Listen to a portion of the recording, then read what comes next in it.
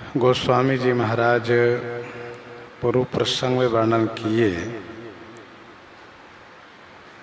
श्री सुमंत्र जी के प्रार्थना पर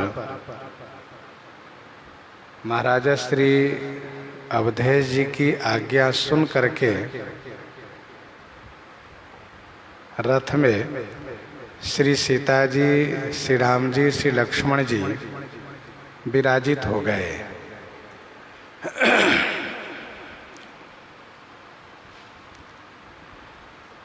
सरकार श्री अयोध्या जी को प्रणाम करके वन के लिए प्रस्थान किए तो अयोध्या वासियों ने श्री राम जी के बिना श्री अयोध्या जी को अनाथ देखा तो सब लोग व्याकुल होकर के साथ लग गए।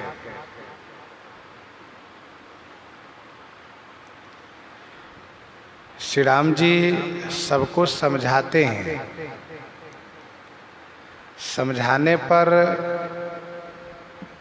लोग लौटते हैं, लेकिन 2-4 कदम पीछे वापस होने के बाद फिर श्री राम जी के साथ चल देते हैं। फिर ही प्रेम बस पुनि फिरी आवई, फिर ही माने लौटते हैं और प्रेम के कारण पुनि माने फिर लौट आते हैं। इसका कारण क्या है? तो गोस्वामी जी कहते हैं श्री अयोध्या जी भारी भयावनी लग रही है।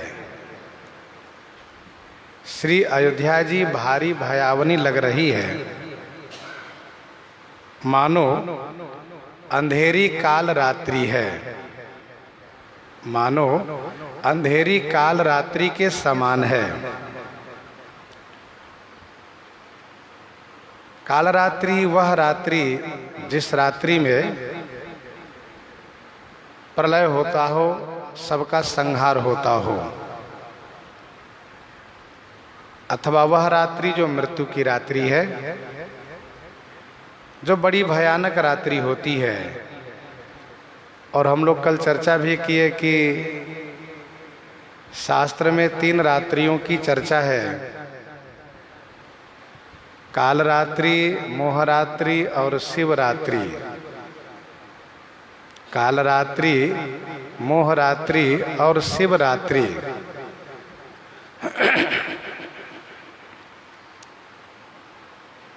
तो श्री अयोध्या जी अंधेरी काल रात्रि के समान दिखाई दे रही है। घोर जंतु सम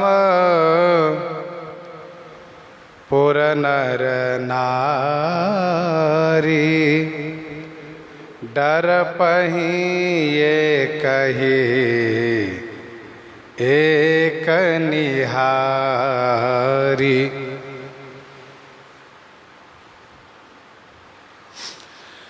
घोर जंतु सम पुर नर नारी, डर पही एक ही एक निहारी। घोर जंतु के समान अयोध्या जी के नर नारी हैं। घोर जंतु अर्थात क्रूर स्वभाव वाले, जैसे बाघ, सिंह, सर्प, बिच्छू।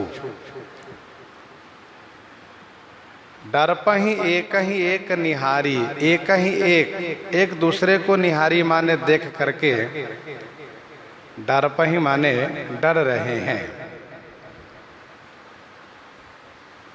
घर मसान परिजन जनु भूता, सुत हित मीत मनहु जमदूता।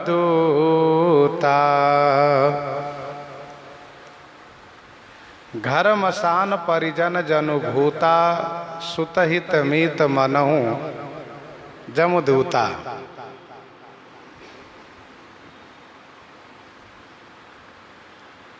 जब काल रात्रि आती है तो मसान बहुत हो जाते हैं। मसान माने श्मशान। अयोध्या जी में घर ही मसान है, घर ही मसान है। और जहाँ मसान बहुत हो तो वहाँ भूत बहुत हो जाते हैं, भूत प्रेत बहुत रहते हैं। और स्वाभाविक है जब एकदम से सबकी मृत्यु होती है तो भूत प्रेतों की संख्या भी बहुत हो जाती है। अचानक सबकी मृत्यु होने से प्रेतों की संख्या बढ़ जाती है। तो घर मसान परिजन जनुभूता सुतहित मीत मनहु कुटुंबी, ये मानो भूत प्रेत हैं। पुत्र हित माने हितैषी और मित्र ये मनहु माने मानो यमदूत लोग हैं। सुतहित मीत मनहु जमदूता, ये सभी जमदूत गण है।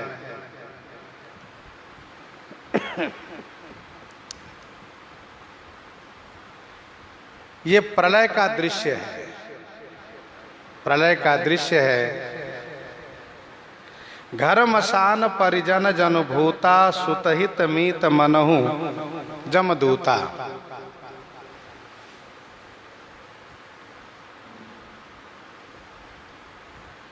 अर्थात अपने कुटुंबी के लोग प्रेत जैसे दिखते हैं, भूत प्रेत जैसे। जैसे प्रेतों से भय होता है वैसे भय हो रहा है, भय लग रहा है। और अपना बेटा, अपना हितैषी, अपना मित्र ये मानो जमदूत के जैसे दिखाई दे रहे हैं। क्यों? तो जैसे मरण काल में जमदूत लेने आते हैं, मरण काल में जमदूत लेने आते हैं, तो वैसे यहाँ पर ये जमदूत के समान दिखाई दे रहे हैं। श्री राम जी से अलग कर देंगे भाई, जमदूत शरीर से अलग कर देते हैं। जमदूत गण प्राण को शरीर से, आत्मा को शरीर से अलग कर देते हैं। वैसे ही ये जो पुत्र हैं, हितैषी हैं, मित्र हैं, ये हमें श्री राम जी से अलग कर देंगे, इसलिए जमदूत दिखाई दे रहे हैं। इतना अधिक भयावह दृश्य हो गया केवल श्री राम जी के बिना। बागन बिटप बेली कुंभिलाही सरित सरोवर देखे न जाही। बागन बिटप बेली कुंभिलाही सरित सरोवर देखे न जाही। बागन बिटप बेली कुंभिलाही। बागन माने बागों में, बिटप माने वृक्ष, बेली माने लता, ये कुंभिलाही माने मुरझा गए। बागों में वृक्ष और लता कुंभला गए। सरित सरोवर देखे न जाही। सरित माने नदी, सरोवर माने तालाब, ये देखे नहीं जाते। नदी और तालाब देखे नहीं जाते, इतने भयावन लग रहे हैं।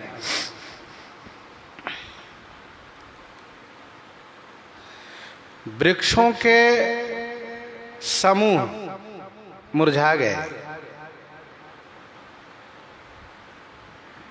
अर्थात श्री राम जी का वनगमन वृक्षों के लिए भी बहुत दुखद हुआ। और ऐसा इन वृक्षों को लगा कि सब तरफ से अग्नि लग गई है, दावाग्नि। विधि कई कई की रात निकिन्ही जहि दब दुसह दसहु दिशि दिन्ही। आगे वर्णन है। तो ये जो वृक्ष समूह है, बागन बिटप बेली कुंभिलाही, कहने का भाव यह है कि वृक्ष लता भी देखते हैं, वृक्ष लता भी देखते हैं। बेली बिटप जेमि देखी दवारी, बेली बिटप जेमि देखी दवारी। सरित सरोवर देखी न जाही, नदी और तालाब देखे नहीं जाते, उनका जल मैला हो गया, रंग बदल गया, सब मलिनता आ गई। हाय गए कोटिन केली मृग, पुर पशु चातक मोर। पिक रथांग सुक सारिका, सारस हंस चकोर। हाय गय कोटिन केली मृग, पुर पशु चातक मोर। पिक रथांग सुक सारिका, सारस हंस चकोर।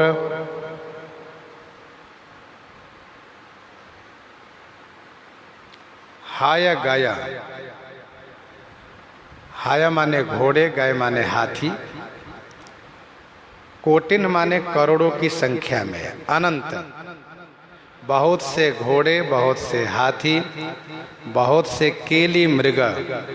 केली मृग माने क्रीड़ा मृग, क्रीड़ा पशु। पुर पशु, पुर पशु माने पुर के पशु, जैसे कि गऊ है, भैंस है इत्यादि। चातक मोर, ये पक्षी हैं। पिक रथांग, पिक माने कोयल, रथांग माने चकवा, रथांग माने चकवा, कोयल चकवा। सुक माने तोता, सारिका माने मैना। सारस, ये बड़ा पक्षी होता है, एक पक्षी है। हंस और चकोर। हाय गय कोटिन केली मृग, पुर पशु चातक मोर। पिक रथांग सुक सारिका, सारस हंस चकोर।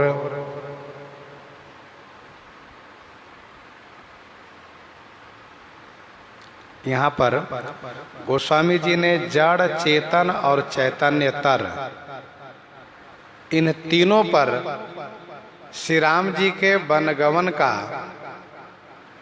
जो बुरा प्रभाव पड़ा है उसको गोस्वामी जी दर्शा रहे हैं। चैतन्यतर कौन लोग हैं? तो कहा ये मनुष्य लोग।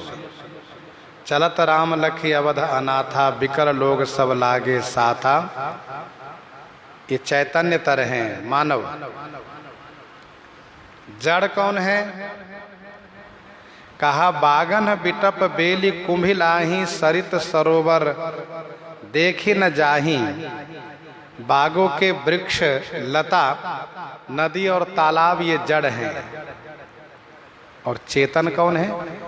कहा ये हाथी, घोड़े, क्रीड़ा पशु, पुर पशु, चातक, मोर, ये सब चेतन है। पिकरथांग सुख सारिका, सारस हंस चकोर। तोता और मैना ये दोनों मनुष्यों की भाषा सुन करके इन्हीं की भाषा में बोलने लगते हैं। तोता और मैना मनुष्यों की भाषा सुन करके वैखरी वाणी में बोलने लगते हैं, मनुष्यों के जैसा ये बोल लेते हैं। और इसीलिए गोस्वामी श्री तुलसीदास जी महाराज ने गीतावली अयोध्या कांड 66 और 67 में गीतावली अयोध्या कांड 66 और 67 पद में तोता मैना का संवाद वर्णन किए हैं। सुख सो गहबर हिये कहै सारो, वीर कीर रघुवीर बिनु लागत जग अंधियारो। बहुत विह्वल होकर के, दुखी होकर के मैना ने तोता से कहा, वीर कीर रघुवीर बिनु लागत जग अंधियारो। ये सारा संसार अंधेरा लगता है।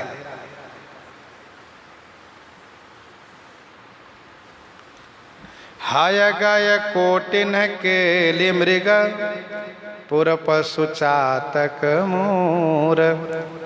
पिकरथांग सुख सारिका, सारस हंस चकोर। राम वियोग विकल सब ठाढ़े, जहाँ तहाँ मन हूँ चित्र लिखी काढ़े। राम वियोग विकल सब ठाढ़े, जहाँ तहाँ मन हूँ चित्र लिखी काढ़े। श्री राम जी के वियोग में सब विकल होकर के ठाढ़े माने खड़े हैं। श्री राम जी के वियोग में सब व्याकुल होकर के खड़े हैं। कहाँ? कहा जहां तहां। मनहु चित्र लिखी काढ़े, मनहु माने मानो, चित्र, चित्र माने तस्वीर, फोटो, लिख करके काढ़े माने निकाले गए हो। मानो तस्वीर बना करके निकाले गए हो। जहां तहां मनहु चित्र लिखी काढ़े।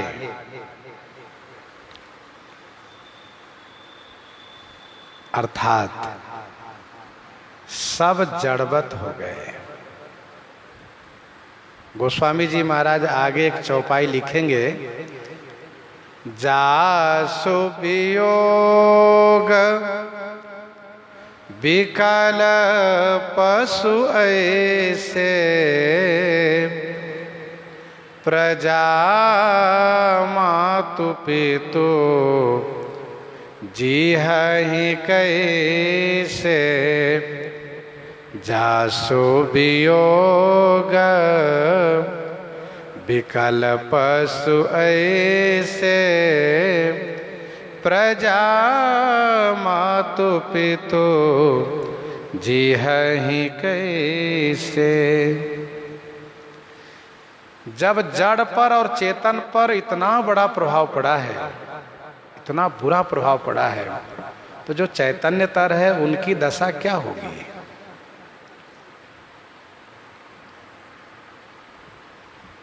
जो पशु पक्षी विवेकहीन होते हैं उनकी ये दशा है।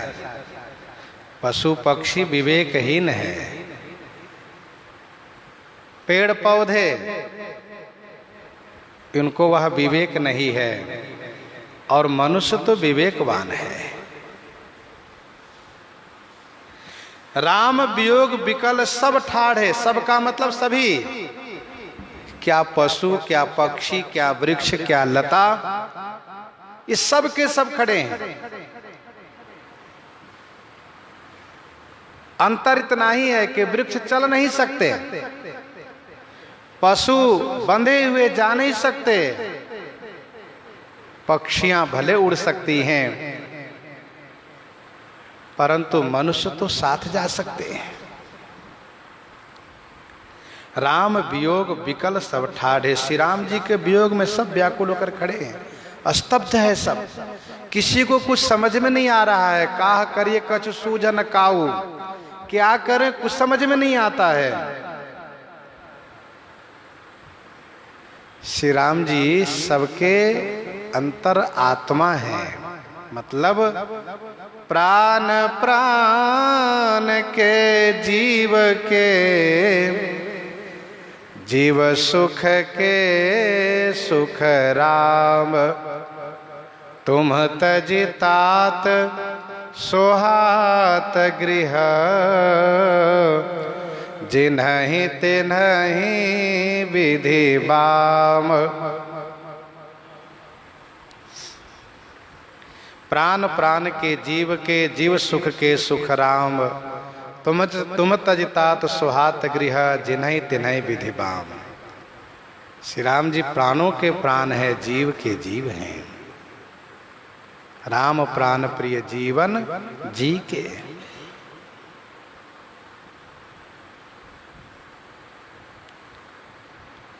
जहाँ तहाँ मनहु चित्र लिखी काढ़े, मानो तस्वीर की भांति दिख रहे हैं सब। जैसे तस्वीर बनाई गई हो, फोटो लिख करके दीवार में बनाया गया, उभार दिया गया हो। यहाँ पर वह बात बिल्कुल चरितार्थ हो रही है। कौन सी बात?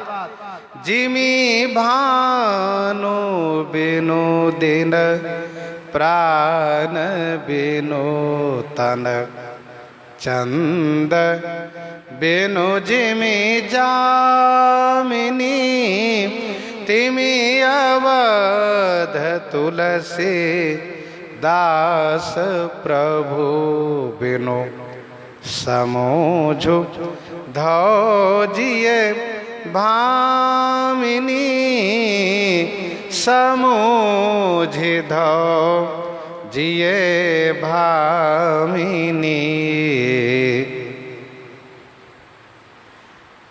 जिमि भानु बिनु दिनु, प्राण बिनु तन, चंद बिनु जिमि जामिनी, तिमि अवध तुलसीदास, प्रभु बिनु समुझि धौ जिए भामिनी।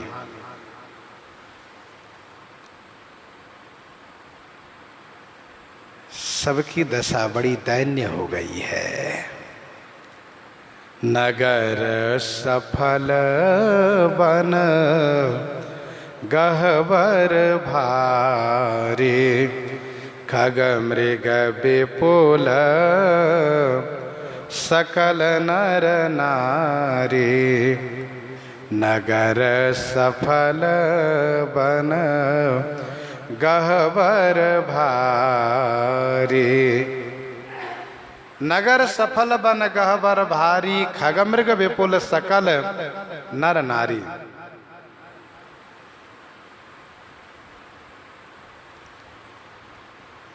नगर क्या है? ये सफल नगर जो है, सफल माने सुंदर फलदार, फल से युक्त, भारी गहवर वन है। गहवर माने गंभीर सघन वन है। नगर माने श्री अयोध्या जी। यह नगर भारी, भारी गहवर माने सघन, गंभीर वन है, फलदार है, फल से युक्त है। और नर नारी क्या है? तो सकल नर नारी, ये विपुल खग मृग, सकल माने सभी नर नारी, विपुल माने बहुत से, खग मृग माने पशु पक्षी हैं। खग माने पक्षी, मृग माने पशु हैं।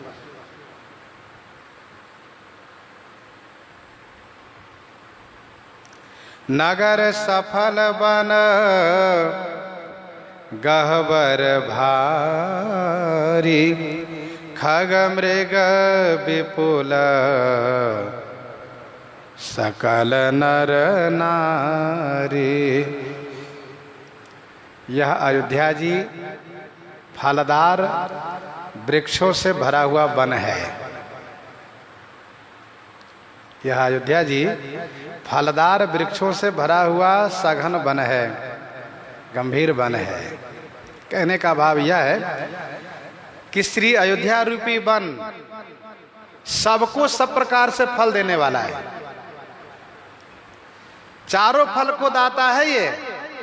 जिसको अर्थ चाहिए, जिसको धर्म चाहिए, जिसको काम चाहिए, जिसको मोक्ष चाहिए, जिसको जो चाहिए सब प्राप्त होता है यहां से। भारी गहबर वन है, भारी गंभीर वन है ये, अर्थात 48 कोस लंबा है, 48 कोस लंबा है, 12 कोस चौड़ा है। 48 कोस लंबा है और 12 कोस चौड़ा है ये, इसलिए भारी गंभीर वन है ये। और श्री अयोध्या रूपी वन के कोई भी वृक्ष बिना फल वाला नहीं है, सब फलदार है। सभी नर नारी बहुत से खग मृग माने पशु पक्षी हैं। खग मृग विपुल सकल नर नारी, खग मृग विपुल सकल नर नारी, विधि कैकेयी किरातनी कीन्ही, जेहि दव दुसह दसहु दिस दीन्ही। विधि कैकेयी किरातनी कीन्ही, जेहि दव दुसह दसहु दिस दीन्ही। विधि श्री ब्रह्मा जी ने श्री कैकेयी को किरातनी बना दी है। श्री ब्रह्मा जी ने श्री कैकेयी को किरातनी बनाया, जेहि जिन्होंने दव दुसह दसहु दिस दीन्ही, जेहि जिन्होंने दुसह दव माने असहनीय कठिन न सहने योग्य, दव माने दावानल दावाग्नि, दसहु दिस दीन्ही दसों दिशा में लगाया। श्री कैकेयी किरातनी थी नहीं, श्री कैकेयी को ब्रह्मा जी ने किरातनी बना दिया। विधि कैकेयी किरातनी कीन्ही। श्री कैकेयी तो वह थी कि जो कहा करती थी प्राण ते अधिक राम प्रिय मोरे, तिनके तिलक क्षोभ कस तोरे। प्राण ते अधिक राम प्रिय मोरे, तिनके तिलक क्षोभ कस तोरे।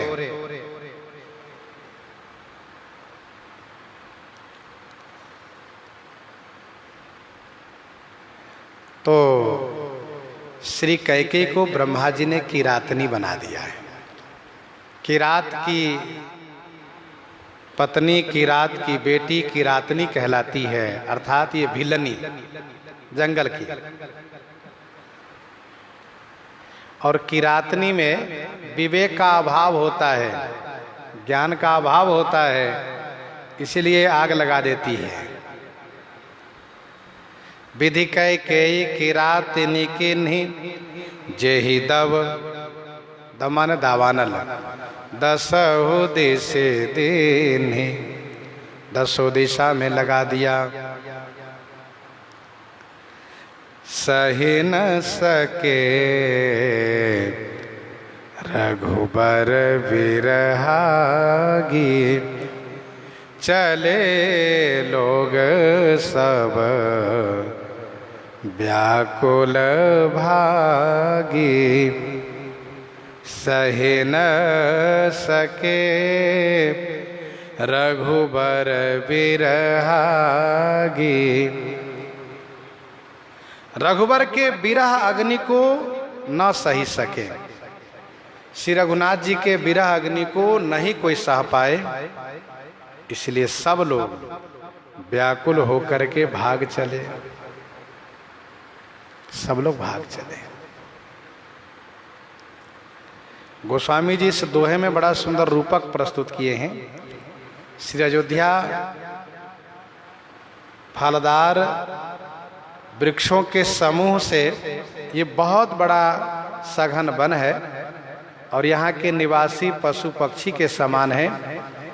लेकिन वन में पशु पक्षियों को आनंद तभी तक है पशु पक्षियों को आनंद तभी तक है जब तक कि कहीं से किसी प्रकार से कोई उपद्रव ना हो, कोई बवाल ना हो।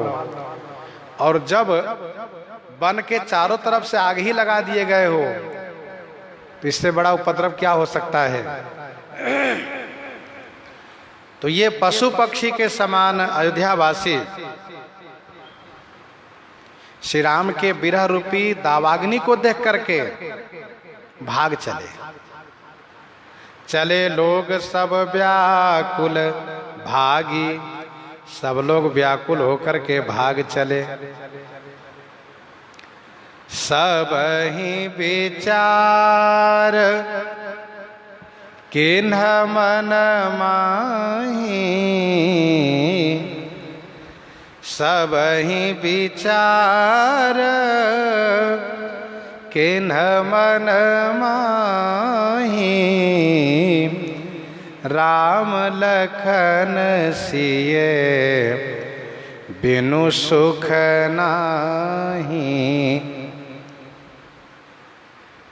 सब ही विचार किन्ह मन माही, सब ही माने सभी ने, मन माही माने मन ही मन विचार किए कि राम लखन सिए बिनु सुख नाही। भैया हो, श्री राम लक्ष्मण और श्री सीता जी के बिना सुख नहीं है। सबने यही निश्चय किया मन में विचार करके, श्री राम जी के बिना सुख नहीं है भैया, नहीं है।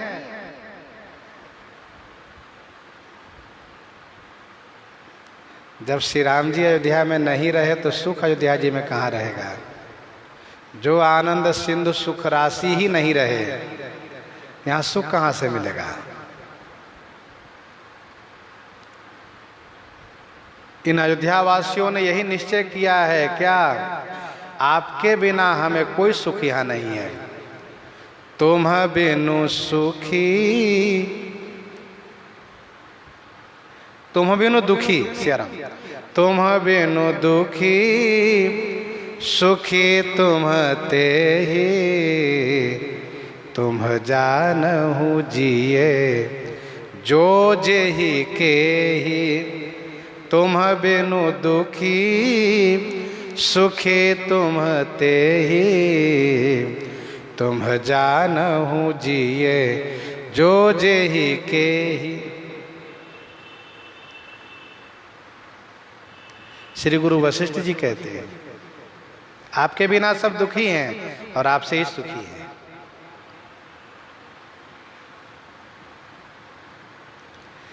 जो श्री राम जी से सुखी रहते हो और श्री राम जी के बिना दुखी रहते हो, ऐसे अयोध्यावासी। श्री राम जी, लक्ष्मण जी, श्री सीता जी के बिना भैया अयोध्या जी में कोई सुख नहीं है। जहाँ राम तहाँ सबई समाजु, जहाँ राम तहाँ सबई समाजु, बिनु रघुबीर अवध नहीं काजू। जहाँ राम तहाँ सबई समाजु, जहाँ श्री राम जी रहेंगे तहाँ माने वहाँ सबई समाजु, सभी समाज रहेंगे। जहाँ श्री राम जी रहेंगे वहीं सब समाज रहेंगे। बिनु रघुबीर अवध नहीं काजू, बिना रघुबीर के श्री अयोध्या जी में कोई काम नहीं। बिना रघुबीर के अयोध्या जी में कोई काम नहीं है भैया। क्या करेंगे रह करके यहाँ। जहाँ राम तहाँ सबई समाजु, बिनु रघुबीर अवध नहीं काजू। जो पैसिए राम बन जाही, जौ पे सिए राम बन जाहि, अवध तुम्हार काज कछु नाही। श्री सुमित्रा जी ने लक्ष्मण जी को कहा। यहाँ पर सभी अयोध्यावासी यही निश्चय करते हैं कि जहाँ राम तहाँ सबोई समाजो, बिनु रघुबीर अवध नहीं काजो। श्री रघुवीर के बिना अयोध्या जी में कोई काम नहीं है। चले साथ अस मंत्र दृढ़ाई, सुर दुर्लभ सुख सदन बिहाई। चले साथ अस मंत्र दृढ़ाई, सुर दुर्लभ सुख सदन बिहाई। असमंत्र दृढ़ाई, असमंत्र दृढ़ाई, सुर दुर्लभ सुख सदन बिहाई। साथ चले।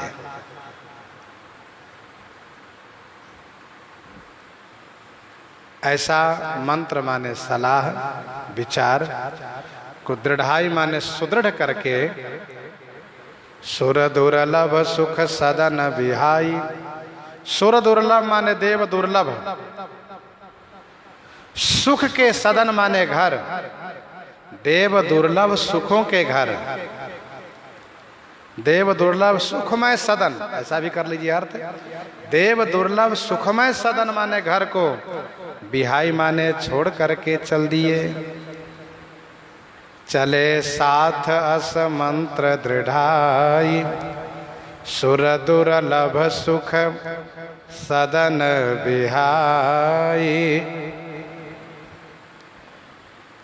चले साथ अस मंत्र दृढ़ाई, सुर दुर्लभ सुख सदन बिहाई।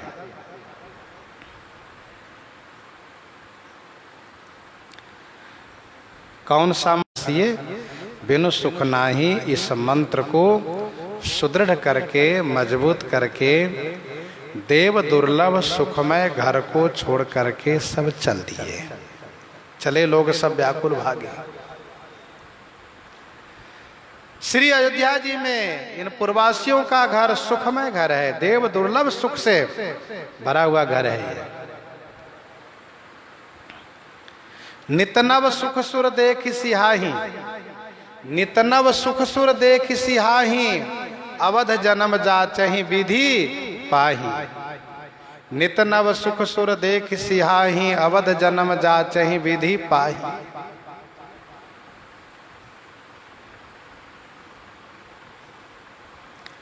सत्योपाख्यान में स्पष्ट वर्णन है, सत्योपाख्यान में स्पष्ट वर्णन है। इंद्रादिक देवताओं ने ब्रह्मा जी से कहा कि आपने तो हम लोगों को ठग लिया है। ब्रह्मा जी ने कहा कैसे? कहा स्वर्ग का सुख दे करके, यह कहा करके कि स्वर्ग सबसे अधिक सुख का स्थान है, स्वर्ग सबसे अधिक सुख का स्थान है। महाराज सुख तो अयोध्या मिथिला में है, यहाँ तो सुख ही नहीं है।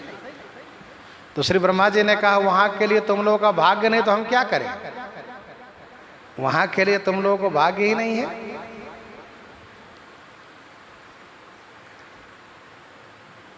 अर्थात तुम लोग एक पाद विभूति के सुख के अधिकारी हो, और श्री अयोध्या जी में तो त्रिपाद विभूति के सुख के अधिकारी लोग हैं। त्रिपाद विभूति नायक भगवान श्री रामभद्र जो वहां अवतार लिए हैं। चले साथ समंत्र दृढ़ाई, सुर दुर्लभ सुख सदन बिहाई। राम चरण पंकज प्रिय, जिन्हि विषय भोग बस। करहीं किते नहीं राम चरण पंकज प्रिय जिन्हीं। राम चरण पंकज प्रिय जिन्हीं विषय भोग बस करहीं की तिन्हीं। राम चरण पंकज, श्री राम चरण पंकज माने श्री राम चरण कमल। जिन्हीं प्रिय, जिनको प्रिय हैं, तिन्हीं माने उन्हें विषय भोग बस करहीं की अर्थात नहीं। जिनको श्री राम चरण कमल प्रिय हैं उनको विषय भोग कभी बस में नहीं कर सकते। विषय भोग बस करहीं किते नहीं।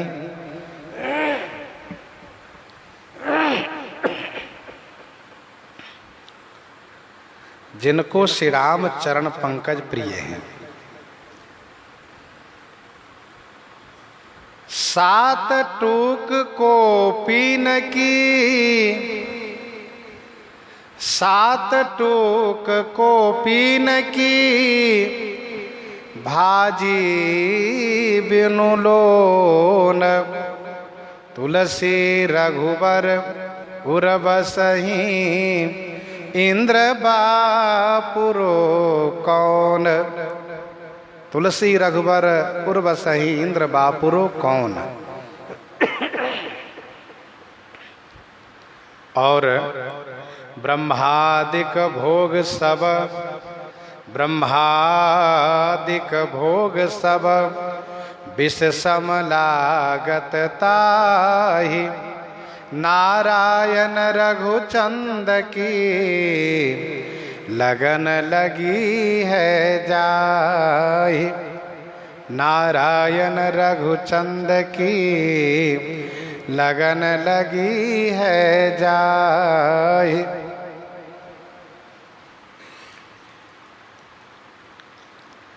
तो जिनको श्री राम चरण कमल में अनुराग है उनको विषय सुख, सांसारिक सुख प्रभावित नहीं कर सकते, उनको अपने अधीनस्थ नहीं कर सकते। रमा विलास रामय अनुरागी, रमा विलास रामय अनुरागी। तजत बमन जेमि जन बड़ भागी। रमा विलास राम अनुरागी तजत बमन जेमि जन बड़ भागी। विनय पत्रिका 168 पद में गोस्वामी जी ने लिखा, विनय पत्रिका 168 पद में, जो पै राम चरण रति होती, जो पै राम चरण रति होती। श्री राम जी के चरणों में अनुराग करने वाले को सांसारिक सुख प्रभावित कर ही नहीं सकता।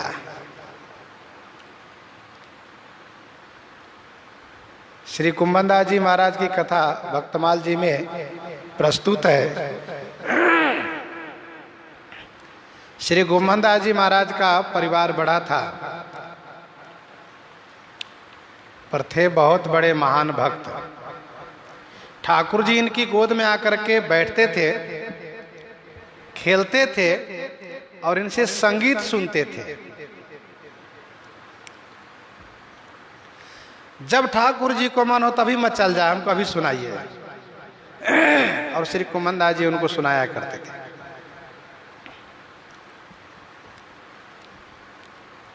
परिवार भी लंबा था, पत्नी है, 7 बच्चे भी हैं और इस प्रकार से लंबा परिवार है, पर हैं बड़े संतोषी। ठाकुर जी ने राजा मान सिंह को स्वप्न में कहा कि मेरा भक्त कुंभनदास से जाकर उसकी सेवा करो तुम। धन्य है ऐसे भक्त लोग जिनके लिए ठाकुर जी को भी कहना पड़ता है। अब कुंभन दास, राका बाका, ये सब महान भागवत है, अकिंचन महान त्यागी फक्कर भक्त लोग हैं। एक बात कहनी है। कुंभन दास जी ने कहा कहिए। कहा ऐसे नहीं, ये गीत सुनाइए पहले, भजन। अच्छा जी सुनिए। कहते ना इसमें पूरा आनंद नहीं आया, फिर दूसरा सुनाइए। अच्छा जी सुनिए। सुना रहे हैं और कहते सुनिए, मुझसे आपसे एक बात कहनी है। इसी बीच राजा मान सिंह दिखाई दिए, ठाकुर जी अंतर ध्यान हो गए। तो कुंभन दास जी सोचते कहाँ से बवाली लोग आ जाते हैं, बताओ ठाकुर जी चले गए, अभी अच्छा लग नहीं रहा है, क्या करूं। अब आ ही गए हैं तो उनको बैठाए, लेकिन इनके पास समय नहीं है कि उनके साथ बहुत वार्ता करें। तो अभी तक तिलक नहीं लगाए थे। अब ऐसे भागवत, ठाकुर जी पहले आकर गोद में बैठ गए हैं, तिलक लगाने का समय नहीं दिए, तिलक नहीं लगाए अभी तक। तो कुंभन दास जी ने अपनी बेटी से कहा, बेटी मुझे तिलक करना है। तो बेटी ने कहा, पिताजी वो आसनी बछिया खा गई है और दर्पण का वो भी बछिया पी गई है। तो मान सिंह ने कहा, बछिया आसनी खा गई, दर्पण पी गई। कहा महाराज ऐसा है कि पानी में हम मुख देख करके तिलक करते हैं और कुश की आसनी है, घास की आसनी है, बछिया खा पी गई, कोई बात नहीं। अच्छा बेटा कोई बात नहीं, दूसरा दर्पण ले आओ। अच्छा ठीक है। तो मान सिंह ने स्वर्ण जड़ित एक दर्पण निकाल करके दिया, शीशा निकाल करके दिया। कुंभन दास जी ने कहा ना इसको अपनी थैली में रखो, मुझे नहीं चाहिए। कहा क्यों? कहा इसकी सुरक्षा कौन करेगा? मैं भजन करूंगा कि इस दर्पण को सुरक्षा करूंगा और फिर मेरा मन इसी में लगता रहेगा। बहुत बढ़िया दर्पण है, बहुत बढ़िया दर्पण है, मुझे नहीं चाहिए। भाई जिनको ठाकुर जी सर्वाधिक प्रिय लग रहे हैं उनके कोई सामग्री प्रिय नहीं लगेगी। मान सिंह ने कहा कि भगवान ये बताइए कि आप का प्रबंधन कहाँ से होता है? कहा ये बदरी फल है और करील, ये फल सब है, फलदार वृक्ष लोग है। बदरी फल का नाम लिए, एक और वृक्ष का नाम लिए। तो फल का नाम लिए तो कहा सुनिए ये द्रव्य लीजिए, अपने लिए राशन पानी ले लीजिए। कहा नहीं नहीं, अपने थैली में रखो। कहा महाराज जिस दुकान से लेते हो, दुकान का काम दुकान से लेते नहीं, उधारी वाला काम नहीं, कुछ नहीं। कहा महाराज क्या सेवा करूं? कहा आप चले जाओ, यही आपकी सेवा होगी। महाराज कुछ तो सेवा लीजिए। कहा बस चले जाइए, यही आपकी सेवा है। अच्छा ठीक है। मान सिंह मन में झुंझलाते हुए चले आए वापस। मान सिंह की बड़ी कथा है, बड़े बड़े मंदिर बनाए हैं, बहुत सेवा किए हैं। वृंदावन में इनके स्मारक में कई से पहचान है। तो जब राजा चले गए तो ठाकुर जी प्रकट हुए। कुंभन दास जी ने कहा कहिए क्या कहना था, पहले बताइए तब मैं भजन सुनाऊंगा। कह रहे यही कहना था कि राजा आ रहा है, कुछ ले लेना उनसे। कुंभन दास जी ने कहा ये बताइए, जहां आप गोदी में खेलते हो, जहां आप इस प्रकार से विराजते हो, क्या वहां कोई कामना रह जाती है क्या? वहां भी कुछ इच्छाएं रह जाती है क्या? ठाकुर जी चुप हो गए। कहा बात तो सही है भाई, जा ही न चाहिए कबहू कछु तुम सन सहज सने, बसो निरंतरता सुमन सोरा और निज गे। जितना अधिक अकिंचन हो, जितना अधिक त्याग हो, उतना अधिक प्रेम होता है ठाकुर जी में। ठाकुर जी बहुत प्रयास किए लेकिन कहा नहीं, प्रभु मुझे बस आपकी कृपा बनी रहे और कुछ नहीं चाहिए। कहने का भाव यह है कि राम चरण पंकज प्रिय जी नहीं, विषय भोग बस करहि कि तनहि तिन्हि। कुंभन दास जी का नाम भक्तमाल 56 संख्या 98 में है। टीकाकारों ने इनकी कथा कही लिखी है। और 522 कवित्त में श्री परशुराम देवाचार्य जी की कथा है। 522 कवित्त में श्री परशुराम देवाचार्य जी की कथा है। श्री परशुराम देवाचार्य जी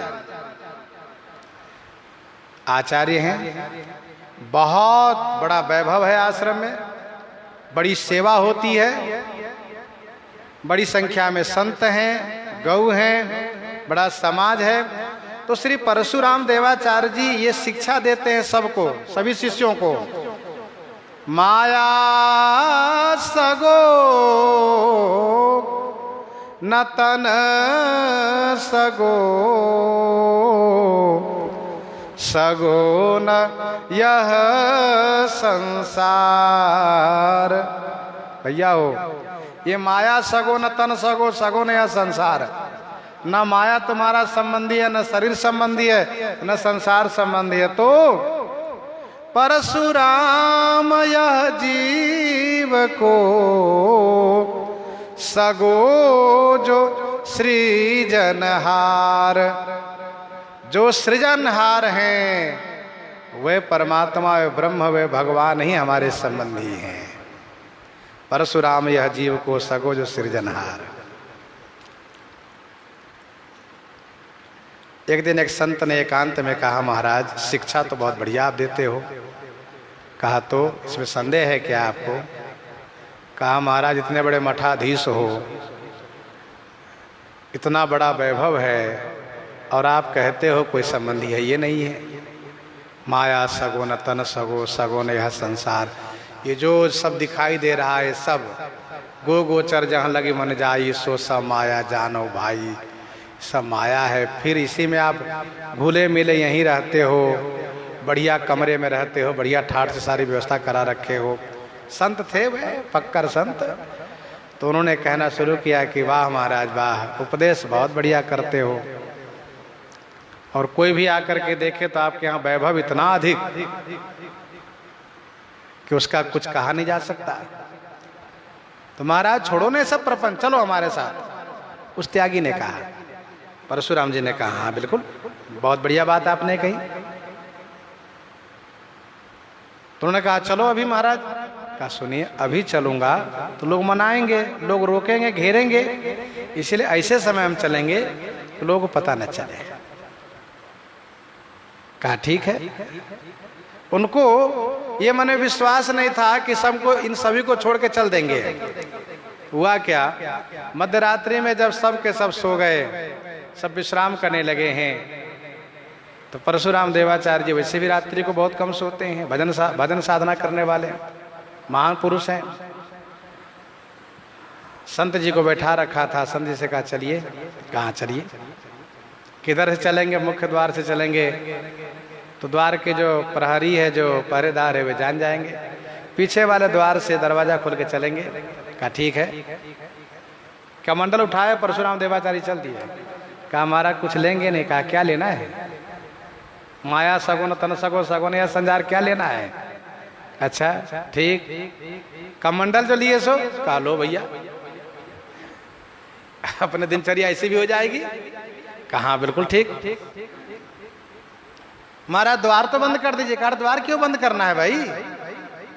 द्वार खुले रहना दो, चाहे बंद, उससे क्या फर्क पड़ता है?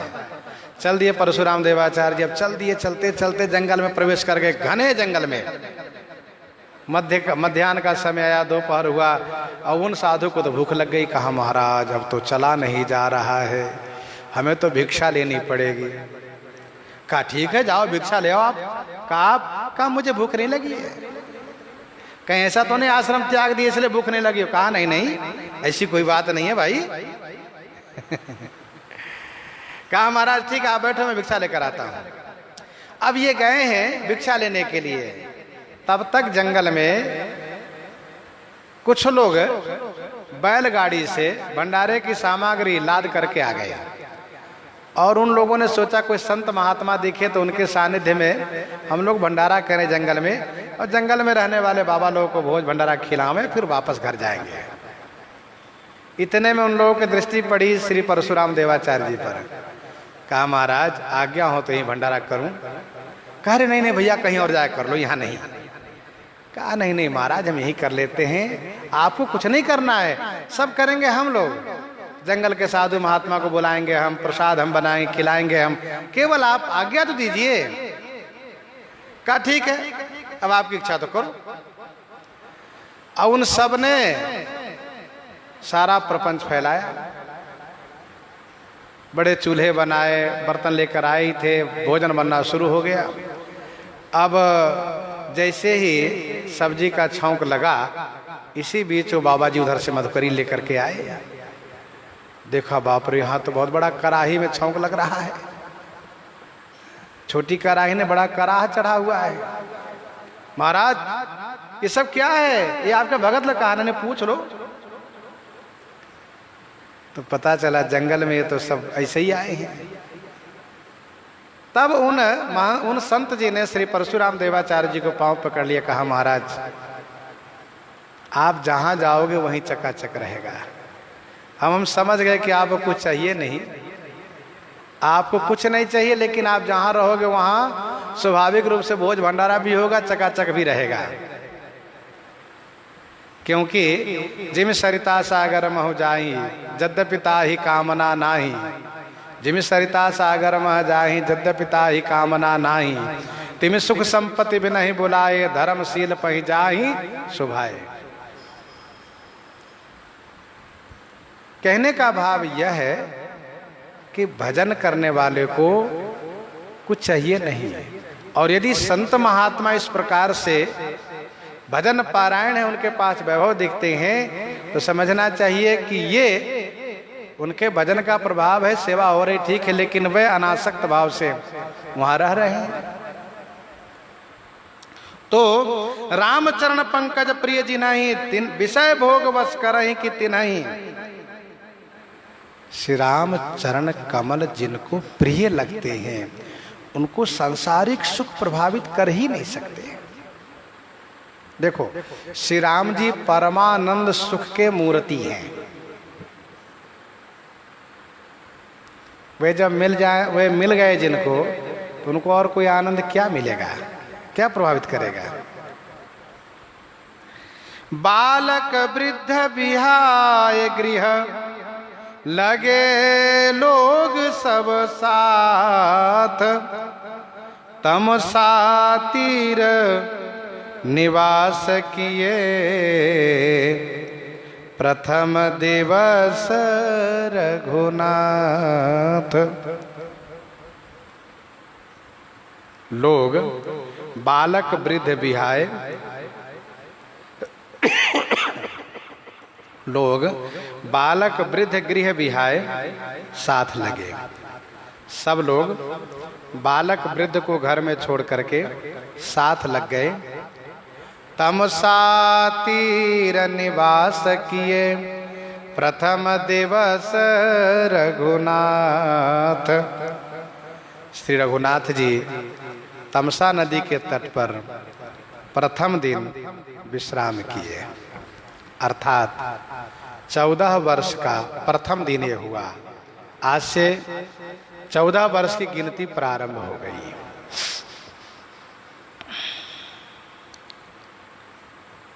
बालक वृद्ध विहाय गृह, बालकों को छोड़ना ये क्या है? लोक का परित्याग है। और वृद्ध को छोड़ना ये परलोक का परित्याग है। अर्थात श्री राम जी चाहिए, इनको ना लोक चाहिए ना परलोक चाहिए, कुछ नहीं चाहिए, केवल श्री राम जी चाहिए। सब लोग बालक वृद्ध को इसलिए छोड़ दिए क्योंकि ये चल नहीं सकते। बालक वृद्ध चल नहीं सकते, रथ के पीछे दौड़ते चलना है। और बालक वृद्ध को देखेंगे तो हम जा नहीं पाएंगे, इसलिए बालक वृद्ध को घर में ही छोड़ दिए। आप लोग घर में रहो। सभी युवा दल, क्या स्त्री क्या पुरुष, सभी युवक लोग साथ हो लिए। राजा का नियम होता है, यदि दूर की यात्रा पर जा रहे हो राजा, दूर की यात्रा पर जा रहे हो राजा, तो उनको चाहिए कि प्रथम रात अपनी सीमा में ही निवास करें, सीमा में ही निवास करें।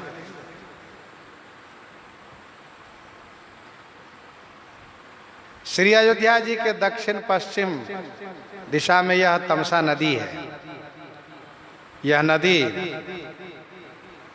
जाकर के बलिया के पास मिली है गंगा जी में।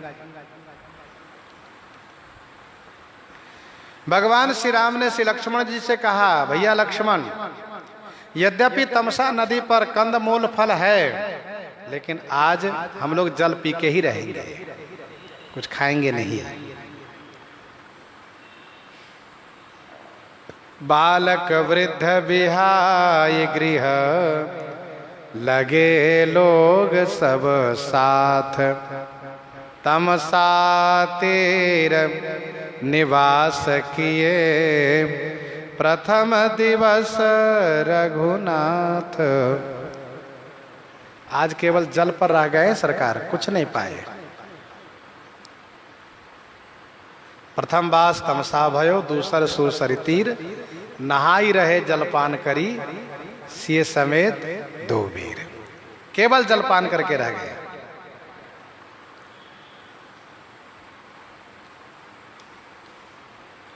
रघुपति प्रजा प्रेम बस देखी, सदय हृदय दुख भयउ विसेखी।